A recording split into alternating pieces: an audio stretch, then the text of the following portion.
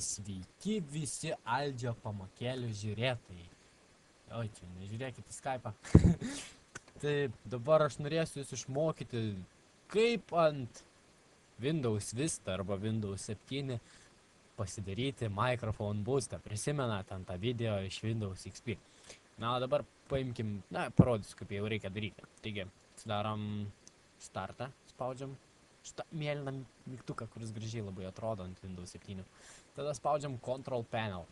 Atsidarom ir matom Hardware and Sound. Na ir čia paspaudžiam tenais. Ir čia spaudžiam. Tada atsidaro toks dalykas. Na ir mes pasirinkam Recording. Ir matom Microphone. Čia aš garsiau, matot, kai šokinėja. Dabar spaudžiame dešinį, pasirinkam Properties ir matot, kur yra Levels.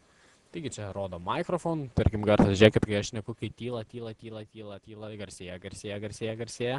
Na, o dabar Microphone Boostas. Dabar aš labai gerai girdžiuosi, gali plerpt. Dabar nuleidžiu truputėlį ir aš labai tyliai girdžiuosi. Na ir aš kaip visą laiką laikau ant 20, kad būtų, kad ir nešnypštų ir gerai girdėtus. Na, iš mano pusės tiek. Dėkui, kad žiūrėjot, laukit kitų gerų pamokėlių, o aš dabar stabdau. Kaip čia reikia sustabdyti? Ai, šitą.